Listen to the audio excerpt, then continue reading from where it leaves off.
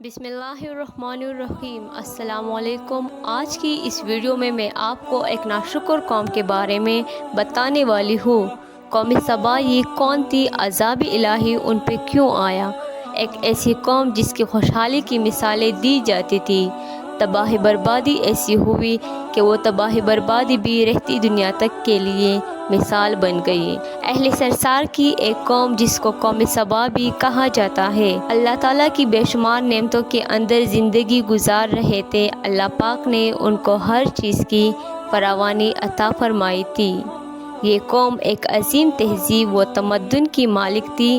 اللہ پاک نے انہیں بہت سی نعمتیں نواز رکھی تھی۔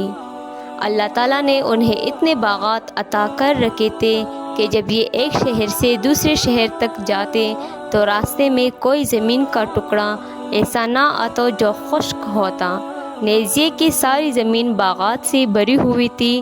قوم سبا کو اپنے زراعت پر بڑا ناز تھا۔ ناظرین، اللہ رب العزت نے قرآن مجید میں قوم سبا کے حوالے سے پوری سورۃ سورہ سبا کے نام سے نازل فرمائی، اور آیت نمبر 15 میں ارشاد فرمایا، لَقَدْ كَانَ لِسَبَإٍ فِي مَسْكَنِهِمْ آیَةٌ جَنَّتَانِ عَنْ يَمِینٍ وَشِمَالٍ كُلُوا مِن رِزْقِ رَبِّكُمْ وَاشْكُرُوا لَهُ بَلْدَةٌ طَیِّبَةٌ وَرَبٌّ غَفُورٌ۔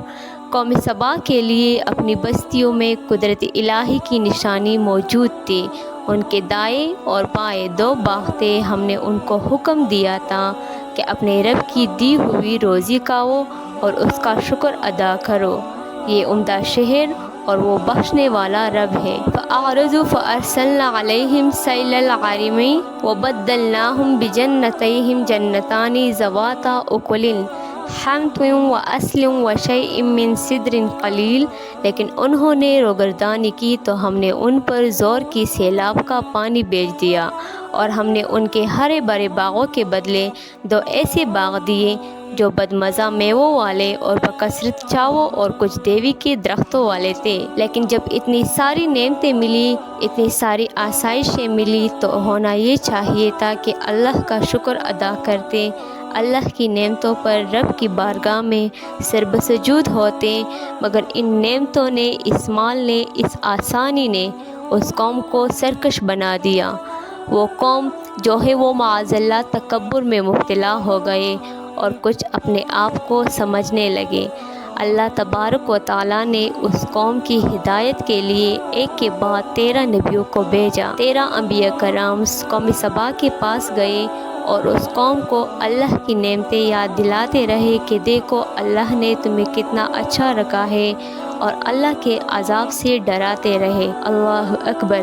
مگر ان سرکش لوگوں نے اللہ کے نبیوں کو جھٹلایا اور ان کی بات نہ مانی۔ ان لوگوں نے انبیاء کرام کی تکذیب کی اور اللہ تعالیٰ کی احکامات سے سرکشی اور روگردانی کی۔ ناظرین، قوم سبا کی سرکشی کے سبب اللہ تعالیٰ نے اس قوم کو سزا دینے کے لیے وہ دیوار جو انہوں نے بنوائی تھی اس کو توڑ کر سیلاب سے تباہ کرنے کا ارادہ فرمایا، اور پانی کی عظیم الشان بند پر اندھے چوہے مسلط کر دیے جنہوں نے اس کی بنیادوں کو کھوکھلا اور کمزور کر دیا۔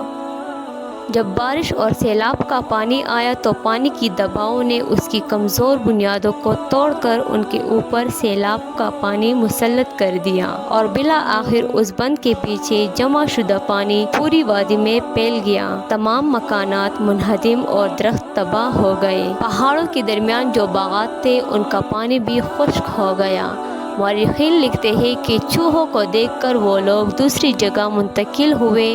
کچھ سیلاب کی شروع میں چلے گئے۔ 6 قبیلے ان کے یمن میں پھیلے، 4 قبیلے شام میں، مدینہ منورہ کی آبادی بھی انہی قبائل سے شروع ہوئی، اور بہت سے لوگ سیلاب سے بچ کر بھاگے اور مختلف شہروں کو جا کر آباد کیا۔ ان کے باغات بھی مکمل تباہ کر دیے گئے۔ ان باغات کی جگہ ایسے درخت اگا دیے جن کے پھل بدمزہ اور خراب تھے۔ قرآن کریم میں سورہ سبا کا آیت نمبر 17 میں اس واقعے کا یوں نتیجہ نکالا ہے، یہ ہم نے ان کی ناشکری کی سزا دی ہے، اور ہم ناشکروں کے علاوہ کسی کو سزا نہیں دیتے۔ ناظرین، قوم سبا کے عروج و زوال کے ذکر میں بڑی نشانی اور عبرت